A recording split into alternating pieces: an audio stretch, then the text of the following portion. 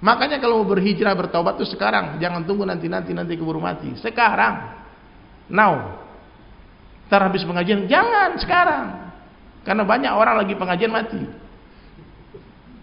Tunda-tunda. Jangan tunggu nanti keburu mati. Jangan tunggu kapan-kapan nanti keburu dikafani.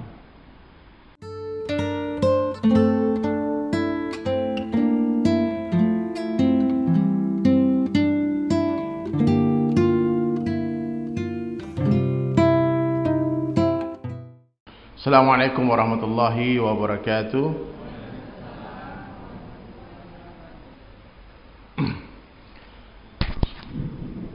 Nahmaduhu wa nusalli ala rasulihil karim, amma ba'd. Qala Allah Ta'ala fil Qur'anil Karim, a'udzu billahi minasy syaithanir rajim. Bismillahirrahmanirrahim. Alladzi khalaqal mauta wal hayata liyabluwakum ayyukum ahsanu amala. Wa qala Nabi sallallahu alaihi wasallam, kullu ummati yadkhuluna al-jannah illa man aba.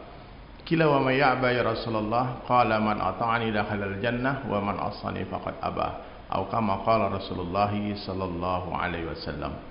Baik hadirin sekalian, pagi hari ini saya disuruh bikin kajian duha tapi enggak dikasih judul. Saya tanya tadi judulnya apa, terserah kan. Bebas saja ya. Jadi kita ngopi aja. Ngobrol perkara iman. Mudah-mudahan pagi hari ini setelah majelis ini iman kita semua meningkat, naik terus, masya Allah. Karena iman ini, masya Allah, turun naik dia. Turun naik sih masih bagus ya, masih beriman, tapi lagi turun, masih iman. Yang parah tuh keluar masuk, Pak. Dan Nabi itu telah menjelaskan di akhir zaman nanti iman umat itu keluar masuk. Kadang pagi beriman, sore dia kafir, sore beriman, pagi dia kafir. Bahaya nih, Pak. Nah, saya pernah tanya sama guru saya dulu, apa sih tanda-tanda orang yang imannya turun? Tanda-tanda orang yang imannya turun itu, yang dia buat itu cuma perkara yang fardu saja. Sholatnya 5 waktu, subuh, zuhur, asar, maghrib, isya, di masjid. Ini iman ya, laki-laki ya. Qabliyah enggak dia, ba'diyah enggak dia, witir enggak, tahajud enggak, duha enggak. Atau orang lagi imannya turun, dia cuma mengamalkan yang fardu. Tapi ketika iman orang sedang naik, yang fardu ini kurang, Pak. Oh, dibabat habis sama dia duha, dia sholat duha. Sebelum zuhur dia datang duluan, dia sholat dulu qabliyah. Setelah itu dia ba'diyah. Makanya tanda-tanda orang imannya lagi naik itu dia bertanya, bagaimana sempurnanya amal? Itu cara pertanyaannya itu. Ustaz, bagaimana sempurnanya sholat? Tapi kalau orang yang imannya turun bertanyanya beda. Boleh enggak? Boleh enggak sholatnya enggak di masjid? Apa jawaban Ustaz? Ya boleh. Kalau enggak dibilang enggak boleh, dia enggak sholat. Boleh enggak Ustaz sholat enggak pakai gamis, pakai baju kaos saja, oblong? Boleh. Ustaz, boleh enggak pakai kaos singlet sholat Ustaz? Boleh. Pakai sarung aja, yang penting aurat ketutup. Tapi kalau orang yang sempurna imannya, pertanyaannya beda. Apa pertanyaan? Ustaz, bagaimana sempurnanya sholat saya? Kamu datang sebelum azan, kamu sholat tahiyatul masjid dulu, kemudian kamu sholat setelah azan, sholat qabliyah, sholat ba'diyah. Sempurnakan gerakanmu, pakaian yang terbaik, pakai parfum yang terbaik, pakaiin semua, pakai imamah 2 rakaat dengan sorban lebih baik kepada 70 rakaat. Terus apalagi Ustaz? Apalagi Ustaz? Nah, jadi kalau kita nanya boleh enggak, itu tandanya orang iman lagi drop itu. Lagi turun imannya. Tak boleh enggak kalau pakai hijab itu sederhana kecil aja? Oh, boleh. Boleh enggak pakai yang ini? Boleh. Tapi kalau orang yang sempurna imannya, dia akan bertanya bagaimana sempurnanya hijab itu. Paham ya? Nah, jadi mudah-mudahan kita semua dalam keadaan beriman yang lagi naik imannya, amin. Nah, bagaimana cara meningkatkan iman? Rasulullah sallallahu alaihi wasallam menjelaskan dalam satu hadis sederhana aja kata Nabi. Jaddidu imanakum. Saya setiap tausiah pasti hadis ini saya baca karena ini penting banget. Nah, coba diikuti semua, coba biar hafal hadis ini. Jaddidu imanakum. Sekali lagi. Nah, biar hafal imanakum. Perbaharui iman kalian kata Nabi, tingkatkan iman kalian. Lalu seorang sahabat bertanya kepada Nabi, "Kaifa nujaddidu imanana ya Rasulullah?" Bagaimana cara memperbaharui iman kami ya Rasulullah? Maka Nabi sallallahu alaihi wasallam menjawab, "Aktsiru min qauli la ilaha illallah." Ayo semuanya, la ilaha illallah. Banyak-banyaklah kalian mengucapkan kalimah la ilaha illallah. Berapa banyak? Sebanyak-banyaknya, zikran katsiran. Sampai kapan? Sampai kita mati dan di akhir kalam kita mampu mengucapkan la ilaha illallah. Dan Nabi memberikan janji. Nabi enggak pernah berdusta. Apa kata Nabi? Siapa yang mati dan di akhir kalamnya dia mampu mengucapkan la ilaha illallah, dakhalal jannah, pasti masuk surga. Saya beberapa kali melepas orang nazak sakaratul maut itu enggak mudah mengucapkan itu. Karena apa yang keluar di lisan itu apa yang ada di hati. Kalau kalimah itu tak ada di hati, enggak mungkin keluar di lisan. Kalau orang selama hidupnya hari-hari bicara dunia, mendengar dunia, melihat dunia, fikirkan dunia, maka dunia ada di hatinya. Kalau yang dibicarakan tiap ketemu ngomong dunia aja. Bagaimana bisnis bro? Mantul, mantap betul, mantap. Udah berapa cabang sekarang? Bakar-bakar di mana lagi sekarang? Mas Wono yang bakar ya udah berapa cabangnya? Katanya bangun rumah, di mana aja rumahnya? Vilanya? Dunia aja dia bahas. Ya Pak, ada orang kalau kita ketemu dia yang dibahas itu cuma dunia aja. Kalau kita lihat dia bahkan bertambah kecintaan kita kepada dunia. Bahkan ulama pun dua Pak, ada ulama ini ulama akhirat, ulama dunia. Bagaimana ciri-cirinya? Kalau ulama akhirat kita dengar dia bicara rindu kita kepada akhirat. Ada ulama dunia, kalau kita dengar dia bicara semakin cinta kita kepada dunia. Aneh Pak, habis pulang pengajian ya, yang tadinya zuhud, hidup sederhana, pengen jadi orang kaya. Nah, itu habis mendengar pengajian, maaf ya saya sebut nama orang-orang ya, tapi ulama dunia, ulama itu dua. Maka hati-hati dalam mencari guru. Dunia ini apa hadirin sekalian? Dunia ini segala sesuatu yang membuat orang lalai dari Allah, jauh dari Allah, itu dunia. Dan itu bisa saja bisnis kita, bisa saja itu pekerjaan kita, profesi kita, apa saja. Bisa saja suami, anak, istri, jadi dunia. Tapi kalau semua itu membuat kita semakin dekat dengan Allah, kita buka toko, dengan adanya toko kita semakin dekat dengan Allah. Kita rajin-rajin bersedekah, kita bahkan bisa berangkat orang haji umrah, itu akhirat. Dulu sebelum punya toko 5 waktu berjamaah di masjid, tahu-tahu kasihan nih ada satu orang jamaah yang punya duit, panggil dia. Kamu nih orang baik nih, saya modalin kamu. Habis dimodalin gak ke masjid lagi. Itu dunia Pak. Tapi habis dimodalin tambah semangat ke masjid, itu akhirat. Paham ya Pak ya? Jadi dunia itu jangan dipikirkan, cinta dunia, rumahnya bagus. Sebagus apa rumah di dunia nih, hadirin sekalian? Sebagus apa? Ada yang punya rumah berbatanya emas? Enggak ada. Batu bata biasa kan? Enggak ada, biasa-biasa aja. Nabi Sulaiman manusia yang pernah hidup di dunia ini, dan dia adalah orang yang terkaya sepanjang zaman ini ada sampai hari kiamat. Tidak akan ada satu orang manusia pun yang kayanya seperti Nabi Sulaiman alaihissalam. Ratu Balqis masuk ke istananya Nabi Sulaiman, dia angkat itu bajunya, nampak betisnya, diciptakan di dalam Al-Quran kisah ini. Nabi Sulaiman tundukkan pandangan. Dia fikir dia masuk ke dalam sebuah kolam yang ada ikannya. Ternyata itu lantai rumah Nabi Sulaiman itu kaca. Lantai rumahnya kaca, di bawahnya ada ikan yang berenang. Ada rumah hantu kayak gitu?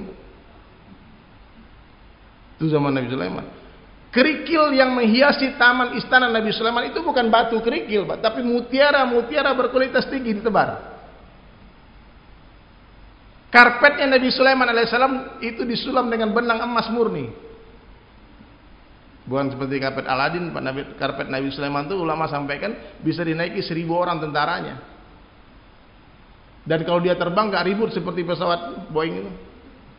Gak ada suaranya. Kalau dia mendarat di padang pasir tidak membuat debu-debu berterbangan berhamburan. Wangi istana Nabi Sulaiman alaihissalam bukan dari parfum. Ini bukan. Ini merusak lapisan ozon Pak. Dikumpulkan itu kasturi, semua oud, minyak-minyak wangi terbaik di dunia dikumpulkan di satu bejana, maka dipanggil burung-burung, celupkan sayapmu dan terbanglah mengitari istanaku. Hebat nah. Satu hari Nabi Sulaiman alaihissalam terbang dengan tentara-tentaranya, dia dengar satu orang laki-laki miskin mengucapkan subhanallah. Beliau turun. Dia tanya, apa yang Bapak ucapkan barusan? Aku takjub ya Sulaiman. Ya. Nabi Allah Sulaiman alaihissalatu wassalam Melihat karpet terbang, aku takjub lalu aku ucapkan subhanallah. Apa kata Nabi Sulaiman? Ketahuilah, satu subhanallah yang engkau ucapkan jauh lebih berharga daripada seluruh kerajaanku. Boleh jadi orang kaya, tapi dalam pandangan kita itu semua harta kekayaan sampah. Sampah. Bisa nggak, Pak? Maka tanda-tanda orang beriman apa? Datangnya dunia tak mengembirakan hatinya, hilangnya dunia tak menyedihkan hatinya. Nah, kira-kira kita bisa nggak? Ada yang begitu nggak di sini? Saya mau cium tangan dulu nih. Datangnya dunia tak mengembirakan hati, hilangnya dunia tak menyedihkan hati. Itu tanda-tanda iman baru mulai masuk ke dalam hati. Pak, angkat kepalanya, masalah ada yang ketiduran ini. Kalau tidur kita tutup ya, majelis wabillahi taufiq wal hidayah. Angkat kepalanya, Pak. Bangunkan yang tidak tidur, Pak. Bismillah. Nah. Diangkat kepalanya, Pak. Jadi tanda-tanda, coba periksa hati kita semua, periksa hati kita maksudnya. Datangnya dunia tak mengembirakan hati, hilangnya dunia tak menyedihkan hati. Karena orang beriman yakin dengan perkataan Rasulullah sallallahu alaihi wasallam, apa Nabi katakan, dunia tak ada harganya dalam pandangan Allah. Dunia cuma berharga dalam pandangan kita saja. Dalam pandangan Allah nothing, bahkan tidak lebih berharga daripada sebelah sayap nyamuk. Ini bapak-bapak pengusaha semua nih. Kira-kira ada yang dapat informasi nggak berapa harga sebelah sayap nyamuk? Satu kontainer deh. Sayap nyamuk satu kontainer ada harganya nggak? Nggak ada harganya. Nggak ada, sampai detik ini belum ada orang yang mau beli sayap nyamuk.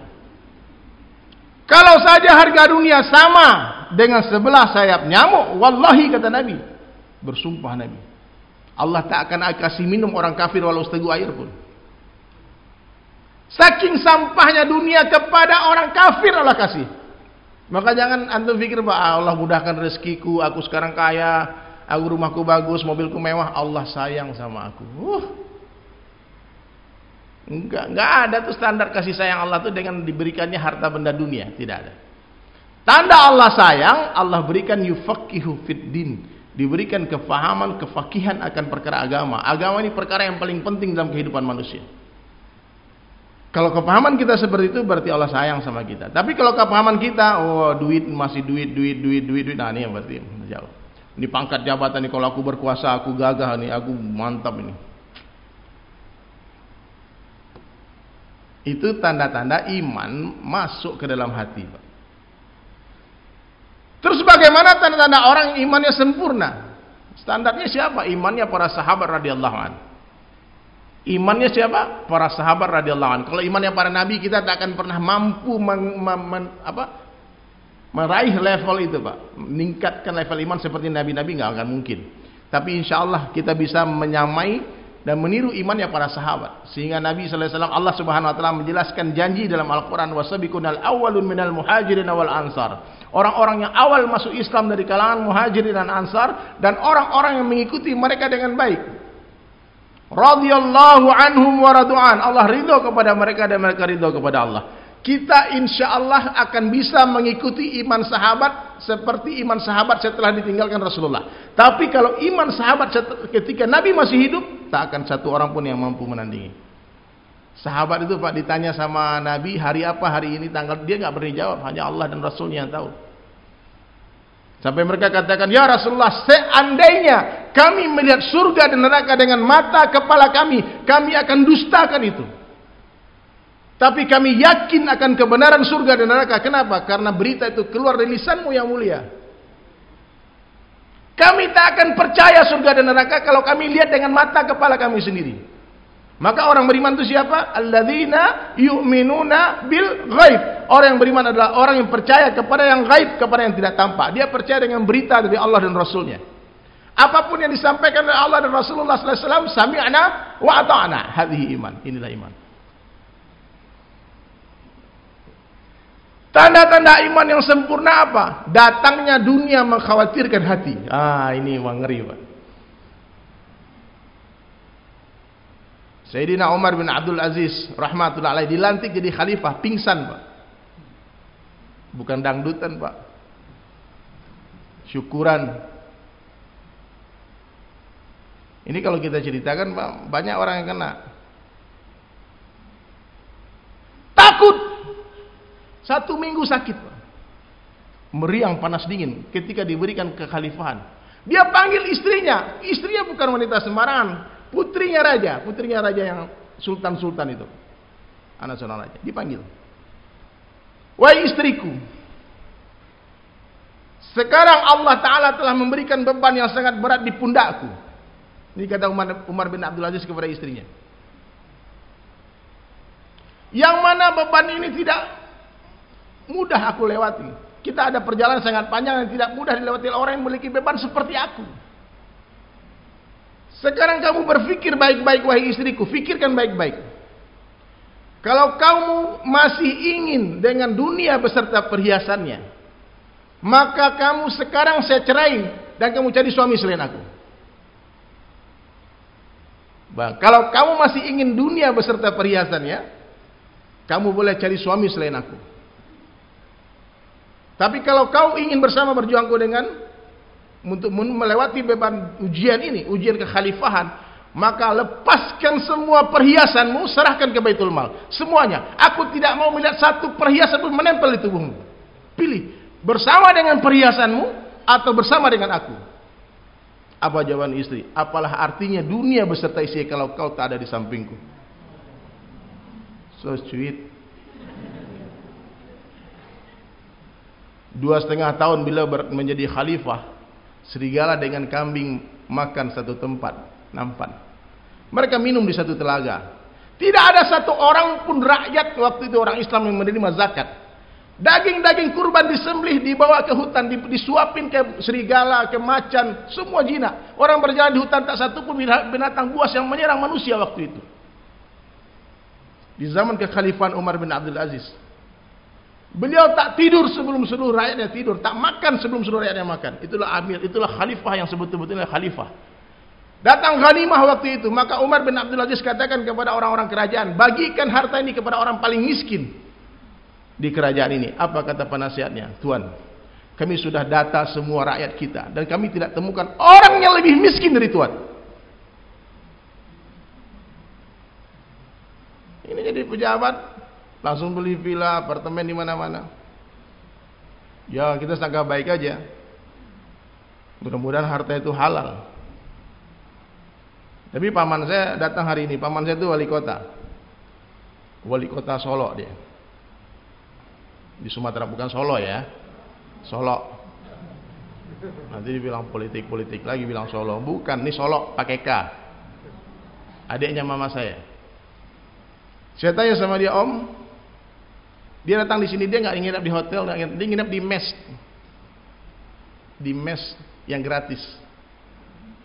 Nggak punya apa-apa. Dan selama dia jadi wali kota, belum 1 rupiah pun uang dia saya makan. Karena dia bilang gaji Om cuma 6 juta. Saya bilang itu harga setengah lukisan saya. Itu semua Mas Mono ya, Mas Mono kemarin beli lukisan saya. Itu gaji dia sebulan. Maka nggak mungkin pejabat itu kalau dia bukan pengusaha kaya itu nggak mungkin, Pak. Miskin. Dan saya dengar cerita ini dari beliau. Tidak akan ada orang dikatakan sama penasihat kerajaan, kami tak temukan orang yang paling miskin di kerajaan ini Tuan, melebihi Tuan. Ketika dia meninggal, tak 1 dinar dirham pun dia wariskan kepada anak-anaknya. Ulama menangis berkumpul di jenazahnya, dia di jasadnya yang terbujur sakit. Dikatakan, Amirul Mukminin, berikan sedikit warisan kepada anakmu, jangan kau infakkan semua hartamu di jalan Allah. Sambil menangis dia katakan, kalau anak-anakku anak yang saleh dan salehah, cukup Allah dan Rasulnya kuwariskan kepada mereka. Tapi kalau mereka bukanlah anak yang saleh dan salehah, buat apa aku beri orang-orang brengsek itu semua warisan? Jadi inilah salah satu tanda-tanda orang sempurna imannya. 2,5 tahun menjadi khalifah, tak 1 kali pun dia mandi janabah. Tak ada waktu dia bertemu istrinya. Siang keliling, datang rumah ke rumah, dia pikul itu semua beras-beras dengan pundaknya. Malam dia berkumpulkan semua ulama muzakarah kematian, tiap malam bercerita tentang mati, menangis. Dia berkhidmat mencucikan tangan para ulama ketika makan. Itu presiden, Pak, zaman dulu, Pak. Namanya Umar bin Abdul Aziz. Setelah Khulafaur Rasyidin, ulama mengatakan beliaulah khalifah yang terdahsyat, terhebat. Itu belum sahabat. Kalau kita ceritakan kisah sahabat lebih ngeri lagi, Bu. 2 orang sahabat menolak dunia dengan kedua tangannya, ngeri ya. 2 orang sahabat Nabi saling bilang agak bersih tegang. Kata satu orang, ini punyamu. Dikatakan, akhi, brother, ini haknya antum. Oh tidak, ini punya kamu, ini punya. Enggak, tidak, ini punya. Saling dorong-dorong, Pak. Ada satu peti di depannya. Datang satu sahabat bertanya, dilihat di kejauhan, kenapa nih orang ribut? Dari tadi nih gak selesai urusannya. Maka ditanya hadirin sekalian kepada sahabat yang ribut tadi, ada apa masalah kalian berdua ribut-ribut? Kata sahabat yang ribut tadi, begini bang ceritanya bang, saya kan beli tanah beliau ini sahabat saya, ini teman saya, teman baik saya. Saya beli tanah dia, kemudian setelah tanahnya saya garap, saya gali-gali, ternyata ada ini satu peti emas di dalam tanahnya itu. Saya tak pernah berniat membeli emas ini. Niat saya hanya membeli tanah dia. Maka saya hari ini datang ke rumah dia untuk mengantarkan peti emas ini. Apa kata yang penjual? Bro, kalau saya sudah menjual tanah, berarti apa yang di atas tanah, apa yang di dalam tanah sudah menjadi hakmu, milikmu itu. Ini emas ini punya, oh nggak bisa. Ini punya kamu. Oh ini punya kamu. Hampir berantem. Ada nggak hari ini orang seperti itu? Coba berdiri Pak. Saya mau cium kakinya, bukan tangan lagi Pak.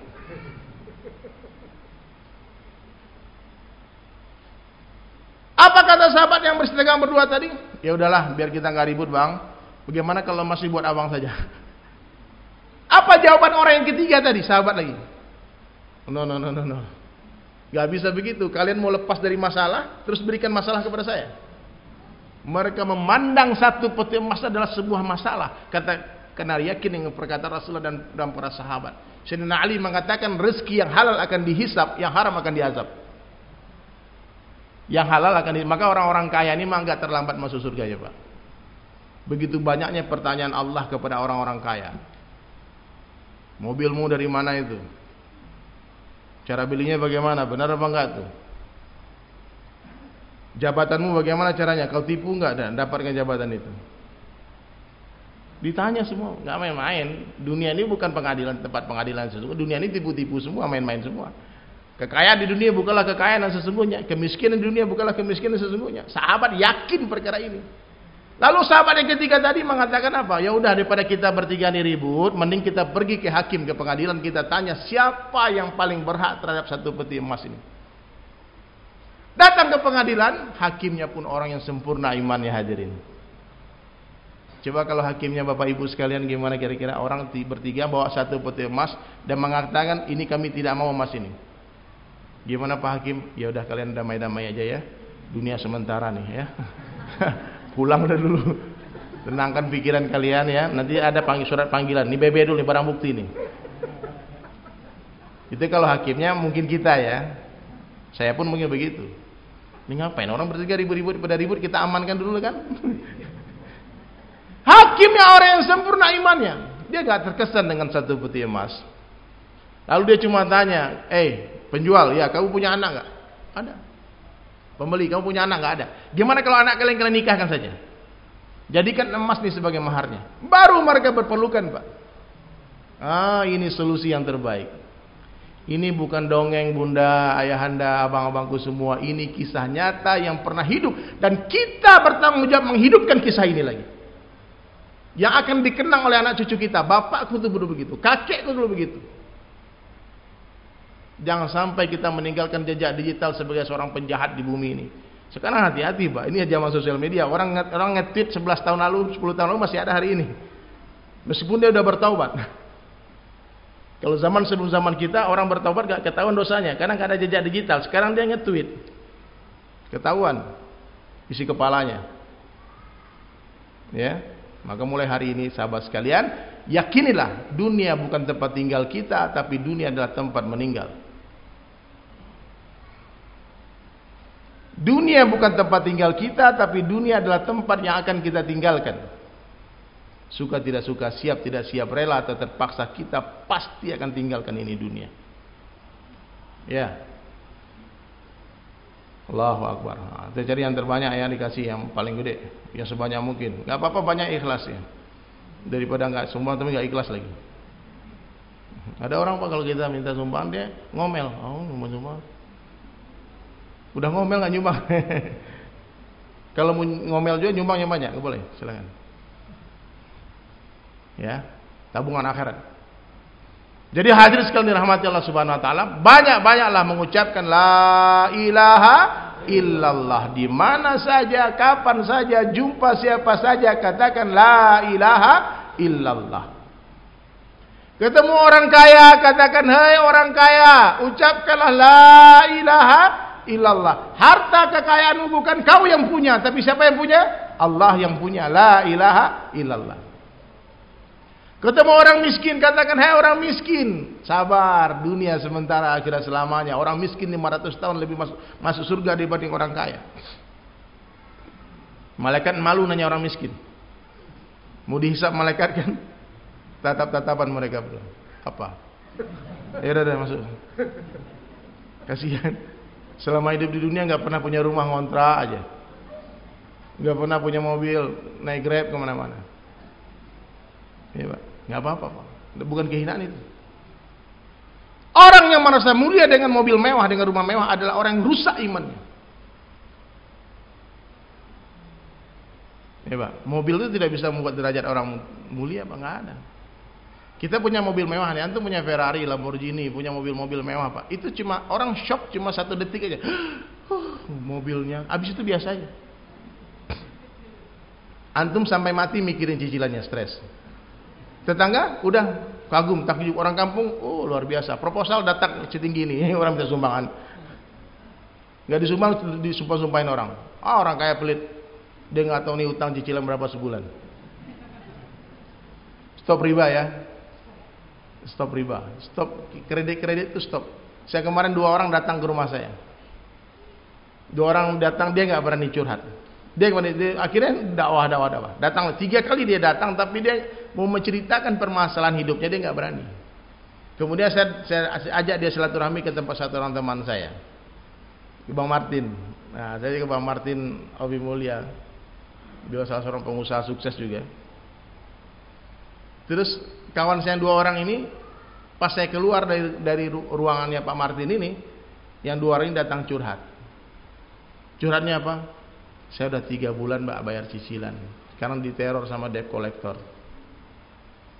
Dia pikir mungkin dapat bantuan pinjaman atau sebagainya dari Pak Martin, kan dia orang kaya kan. Tahu jawaban Pak Martin apa? Bagus, telepon sekarang itu debt collectornya, kasih mobil, bilang aku mau balikin mobil.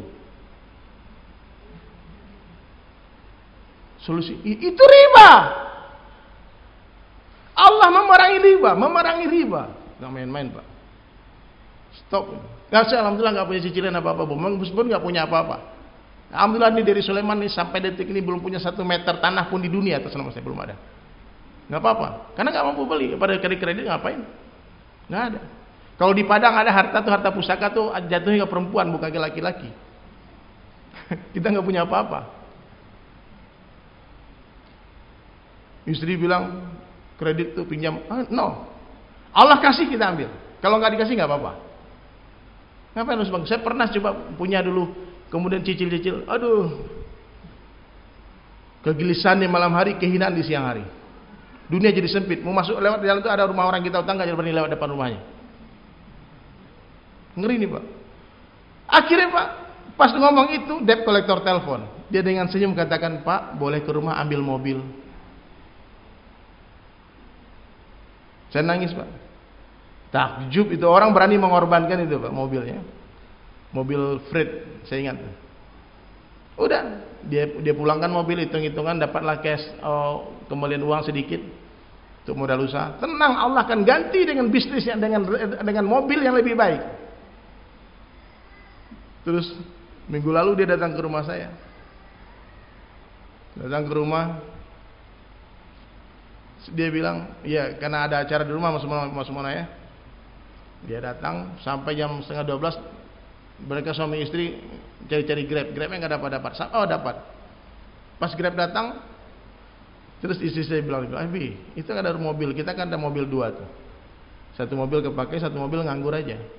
Kasih pinjam dia aja dulu sampai dia punya mobil. Grabnya datang, kasih duit mau balikin, cancel order. Dia bilang, bang, karena antum sudah korbankan nih, berani lepas dari riba, I respect you. I do respect for you, brother. Itu ada mobil pakai. Dia nangis sama istri, karena mobil yang saya suruh pakai itu Velfire, pak. Mobil dia cuma Frit. Beneran nih Ustaz? Iya pakai. Terus pakai. Besoknya dia telepon, mau balik, pakai itu mobil sampai kau punya mobil. Kan punya Allah kan. Berani korbankan yang haram, Allah ganti dengan yang halal. Yang lebih baik lagi, berlipat-lipat ganda. Nabi Daud alaihissalam, dia menerima gaji dari kerajaan. Suatu hari, dan tidak ada satu orang manusia pun yang lebih soleh dari beliau yang hidup waktu itu. Nabi Daud, dia raja. Kemudian dia bertanya kepada semua orang, apa pendapatmu tentang Daud? Tolong jelaskan. Semua memuji, menyanjung Nabi Daud alaihissalam. Orang hebat, orang soleh, dermawan, orang Masya Allah. Dia tidak puas. Kenapa? Pasti aku punya kekurangan. Berdoa, ya Allah, beritahu ke aku kekuranganku apa. Maka Allah hantar malaikat Jibril menyamar sebagai seorang laki-laki tua. Maka dia datang berjumpa dengan Nabi Daud alaihissalam. Nabi Daud bertanya, wahai orang tua, bagaimana pendapatmu tentang Daud?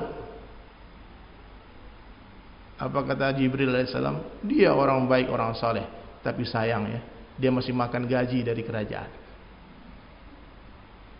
Terus mestinya dia makan dari hasil keringatnya sendiri, bukan dari baitul mal. Itu harta itu milik orang miskin. Raja itu mesti punya usaha sendiri. Di pejabat-pejabat itu mestinya dia punya income sendiri. Jadi betul-betul menjabat itu pengabdian kepada negara, kepada umat, bukan nyari duit. Sekarang orang pengen jadi anggota dewan, cita-citanya pengen korupsi. Teman saya itu bilang, tak hipno dia. Saya bilang, brother, tatap mataku. Terus jawab dengan jujur, kenapa kau ingin jadi anggota dewan? Pengen korupsi, bang. Sumpah demi Allah, nih ada yang mengikuti. Itu dia ya, yang lain mungkin enggak ya. Pengabdian kepada umat, berkhidmat kepada umat. Akhirnya Nabi Daud mengumpulkan anaknya, termasuk Nabi Sulaiman alaihissalam itu anaknya Nabi Daud. Sulaiman bin Daud alaihissalam. Istri dikumpulkan, dikatakan, wahai anakku, istriku, aku sudah tahu kekuranganku hari ini, bahwasanya kita semua menafkahi kalian semua dari baitul mal. Maka sekarang siap-siaplah untuk lapar. Ke ayah, karena ayah tak akan mengambil lagi gaji dari baitul mal. Apa yang terjadi hadirin sekalian? Apakah Nabi Daud alaihissalam, taruhlah kalau kita rupiahkan waktu itu, dia ngambil gajilah 20 juta umpama kan? Waktu itu mata uangnya itu dinar dirham, wallahu alam, apa di zaman beliau apa mata uang nggak tahu. Subhanallah, ketika mereka semua menahan lapar mujahadah, tidak mengambil makan dari baitul mal, Allah berikan mukjizat kepada Nabi Daud melunakkan besi. Besi lembek. Nabi Daud itu nggak main-main. Dia pegang besi malu. Di zaman Nabi Daud alaihissalam, masya Allah. Beliau berdoa, ya Allah, beri aku sebuah mata pencaharian yang halal. Maka kerja Nabi Daud bikin pedang, bikin baju perang itu bukan dibakar-bakar, dipegang aja. Nabi Daud itu suaranya merdu. Kalau dia bersenandung, Nabi Daud alaihissalam bersenandung, itu burung-burung hinggap. Bahkan air pun berhenti mengalir mendengar suara Nabi Daud alaihissalam. Itu kata ulama, saking merdunya suaranya. Kerajaan dahsyat. Setelah Nabi Daud alaihissalam berikhtiar buat baju perang, buat tameng, buat pedang, buat helm perang semuanya. Kerajinan, dibuat kerajinan, Pak. Penghasilannya 10 kali lebih banyak daripada gajinya. Dan dia menginfakkan sebagian daripada penghasilannya untuk baitul mal. Ngerti nggak? Dulu dia gaji 20 juta, sekarang penghasilan 200 juta, 100 juta dia sedekahkan. Masih tinggal berapa? 80 juta. Jadi Allah muliakan. Setelah Allah ganti perkara-perkara yang subhat dan haram tadi, kemudian Allah ganti dengan sesuatu yang lebih baik dan lebih banyak. Allahu Akbar. Siap semua melepaskan riba hari ini? Benar. Masih ada mobil cicil nggak? Telepon sekarang. Udahlah mobil bu, nanti saya mau ganti-ganti sopir aja, Grab. Gak apa-apa bunda. Ngapain bangga-bangga dengan mobil tapi kita bermasalah di akhirat? Gak apa-apa. Saya pernah merasakan itu. Terjebak dengan utang bunga berbunga di bank. Dan ini ajib lagi Mas Mono ya. Kemarin tuh saya kan ada acara virtual, konser virtual di YouTube. Konser 7 ruang. Kita nggak boleh bikin konser rame-rame, maka di YouTube live. Saya, Bang Fadli Padi, terus teman-teman band DSAS semuanya. Kita nyanyi sambil dakwah. Ada di YouTube tuh, ada 3 jam lebih. 1 jam nggak sampai 1 jam nyanyi, 2 jam ceramahnya. Judulnya konser, ketipu semua orang. Tapi nggak apa-apa. Ketipu masuk surga. Kemudian alhamdulillah dapat rezeki kami dari acara itu. Maka saya suruh staf saya untuk telepon Bang Fadli Padi untuk ngasih bagian honornya dia, fee-nya dia. Kita panggil beliau Opa Fadli. Terus kata Opa, dibilang maaf kalau bisa kasih cash saja. Loh kenapa? Transfer aja nggak apa-apa. Sudah 3 tahun saya tidak punya satu pun rekening bank. Fadli Padi, bank syariah pun nggak punya. Itu bukan ulama, ustadz, bukan artis. Kapan saya bisa seperti dia? Ya, nah, maka kita sekarang harus cerdas, memang cerdas. Cari duit, ambil duit itu. Kalau mau simpan dia, lihat sendiri duit kita, jangan kasih orang. Ini bayangkan, mati-matian cari duit, kumpul duit, dapat 1 miliar, kasih ke bank. Ibu-ibu dikasih apa? Si buku kan, kertas. Makan tuh kertas. Uang kita dia pakai untuk maksiat kalau banknya bukan syariah. Maka mulai hari ini kita hijrah lah. Hijrah jangan main-main. Jangan main-main hijrah. Hijrah sungguh-sungguh. Udkhulu fis silmi kafah. Kalau separuh-separuh bahaya. Kita naik mobil nih, separuh badan di dalam, terus separuh keluar. Keluarin tangan tuh. Pernah dengar cerita nggak tangan orang putus gara-gara kesambar mobil sebelah? Ada, hati-hati. Pas tangannya putus, baru beli jam Rolex lagi kan. Oh jamku katanya, lupa dia.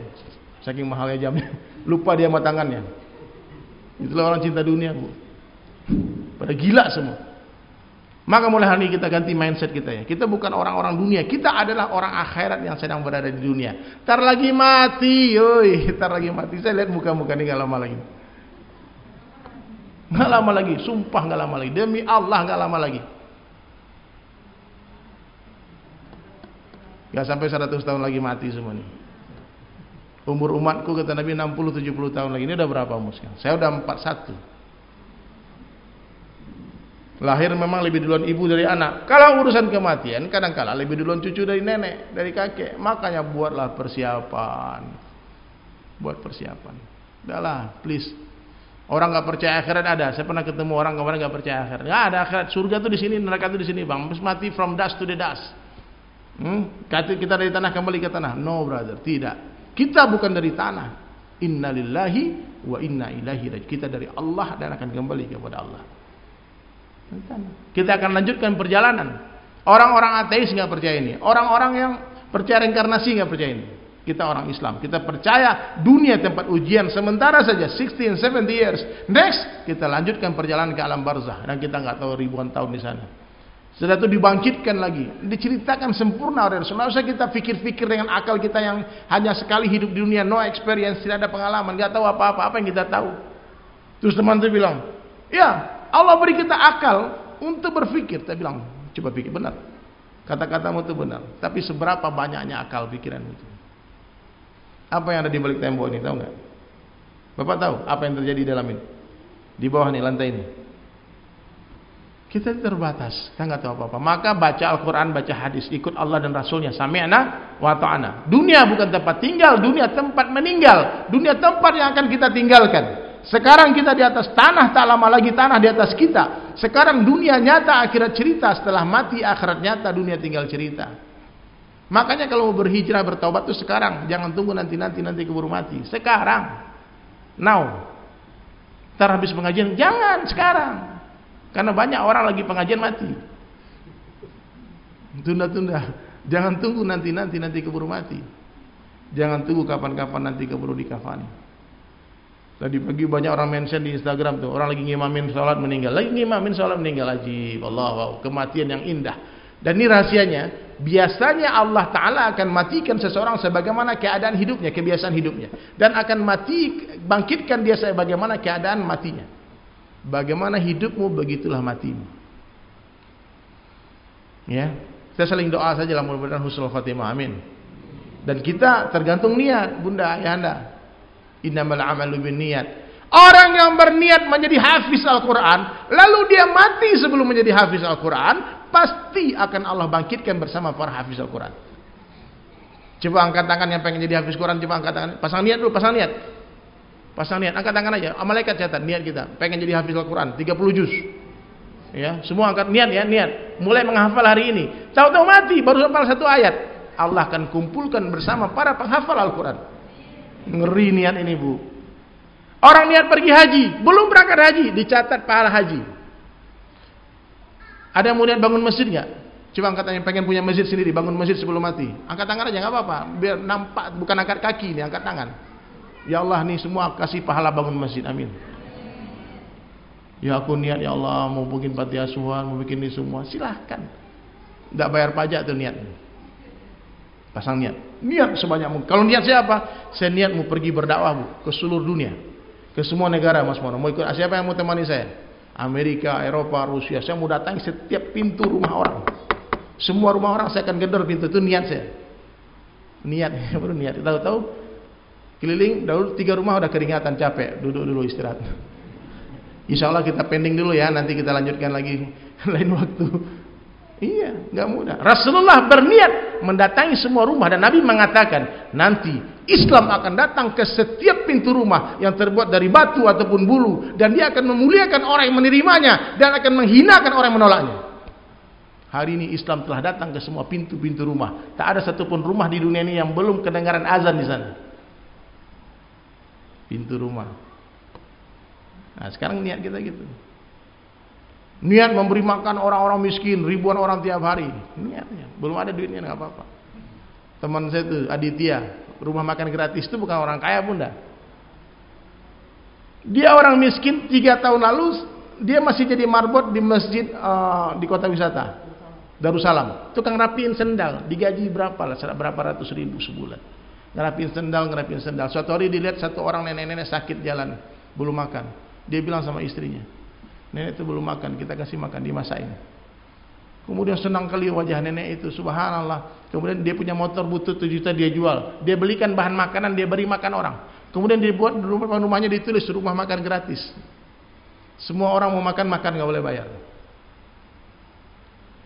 Saya pernah buat ide juga, Mas Mono, bikin rumah makan, bayar makan sepuasnya, bayar seikhlasnya. Masih bayar kan? Ini gratis, Mas. SBY makan di tempat dia, mau bayar nggak boleh bayar. Bapak makan aja, Pak, ini rumah makan gratis, Pak. Sekarang apa yang terjadi? Allah muliakan dia, Allah mudahkan kehidupan dia. Dia nggak punya mobil, nggak punya, dia 3 tahun tinggal di rumah kotakan yang harganya berapa, 1 juta sebulan, nggak sampai mungkin, sama istrinya. Beralasan tikar Palembang itu, nggak ada kasur spring bed dia. Saya cerita, saya nangis nih, nggak dia cerita. Ini orang miskin ngasih makan orang. Kok kita orang kaya 2 orang 3 orang makan di rumah kita ngeluh-ngeluh. Oh, tamu aja datang terus nih. Orang datang suuzon langsung kan. Uang keluar lagi nih, kacau nih, apa lagi nih, Pak. Belum orang mau datang. Padahal tamu itu membawa rahmat, berkah dalam kehidupan kita. Semua siapa ya? Setiap kebaikan kita lihat, maka Allah akan pindahkan kebaikan itu kepada kita. Terinspiring, terinspirasi. Oh, saya betul-betul pengen buka rumah makan gratis juga, Bu. Saya udah bilang-bilang sama istri kita, bikinlah mulailah 50 bungkus lu setiap hari. Yang berbayar tetap ada, Mas Mono tetap bayar. Tapi yang gratisnya beliau banyak juga. Tapi kebaikan itu, Mas Mono, harus dipublish biar orang tahu. Jadi hari ini kadang-kadang kita ketipu syaitan. Ketika kita berdonasi, membantu orang-orang miskin, terus kita, aduh nanti ria kalau diumum. Tidak apa-apa diumumkan. Sekarang di sosial media kebatilan, kemaksiatan disiarkan. Mereka publish semua kemaksiatan. Kalau orang-orang ahli baik, ahlul haq, malu menampakkan kebaikan, maka yang nampak di sosial media itu hanya keburukan semua. Putra Siregar, itu teman saya itu, Putra Siregar, pengusaha HP itu. Tidak pernah menatap wajah ibunya. Dia dibuang waktu bayinya. Dia nggak tahu ibunya siapa sampai sekarang. Diambil sama satu keluarga miskin. Dibesarkan sama satu keluarga miskin. Kemarin dia berkorban 400 ekor hewan kurban, 300 sapi dan 100 lebih ekor kambing. Pakai uang pribadi dia. Betul, Pak. 4 tahun lalu itu masih nggak punya apa-apa, masih tinggal di kontrakan, di kos-kosan. Tapi bagaimana dia bilang berkah sedekah bang, saya ada duit saya sedekah, ada duit saya sedekah, ada duit saya sedekah, Allah tambah, Allah tambah, Allah tambah, Allah kayakan, Allah kayakan. Ya, insyaallah ya, berkah yang penting bang, bunda, berkah yang penting. Kita pasti, saya yakin semua ini pasti bisa berbuat lebih wah lagi, lebih hebat lagi. Tapi kadang-kadang kita dibisik-bikin setan, nanti kamu ria, percuma kamu sedekah, udah simpan aja dulu dah. Saya pernah tuh di komen, ria lu di Instagram kan, posting kebaikan. Ada ya netizen bilang ria lu, terus saya bilang maaf bang, ini ria hasanah bang. Oh ya dah, dia ribut lagi. Kalau kita menampakkan kebaikan, lalu ada orang terinspirasi sebab kita nggak tahu siapa dia, kita nggak kenal siapa dia di dunia, tapi gara-gara kita dia jadi orang baik, gara-gara kita dia bersedekah, gara-gara kita dia bangun masjid, gara-gara kita melihat kita dia akhirnya masuk Islam. Di dunia Allah nggak perlihatkan, tapi di akhirat Allah akan jumpakan semua orang itu dengan kita. Dikatakan gara-gara engkau aku dulu masuk Islam. Bahkan di dunia pun kadang-kadang saya kemarin waktu berapa bulan itu sebelum Covid ke Cilacap. Satu orang peluk saya nangis-nangis. Nggak bisa dia ngomong, terisak-isak deh. Kenapa bang? Ada apa bang? Ada masalah? Dia bilang bang, doakan anak istri saya masuk Islam. Amin. Kenapa? Saya masuk Islam setelah mendengar lagu abang. Lagu apa? Itu bang, lagu Ajal Tak Menunggu Taubat. Saya ingat lagu itu pernah saya nyanyikan. Itu lagu belum dipublish, bunda. Pernah saya nyanyikan 5 tahun lalu di acara ngopi di Trans 7 tuh. Ajal tak menunggu taubatmu, tak menunggu nanti bila saatnya tiba. Tak ada yang kan kita bawa, semua kan ditinggal, hanya iman dan amal soleh. Itu orang Nasrani dengar lagu itu di TV, masuk Islam. Kebahagiaan yang saya rasakan mendengar cerita itu, saya sudah rasa-rasa masuk surga. Di surga ya Allah ada satu orang hamba Allah yang bersyahadat asbab mendengar syair yang saya tulis, saya buat, saya nyanyikan. Bagaimana kenikmatan yang Allah berikan nanti di surga. Ini baru di dunia nih, cipratan nikmat surga. Satu orang dapat hidayah kata Nabi, gara-gara engkau satu orang dapat hidayah, itu lebih baik daripada seluruh benda yang disinari matahari, itu lebih baik daripada seluruh dunia beserta isinya.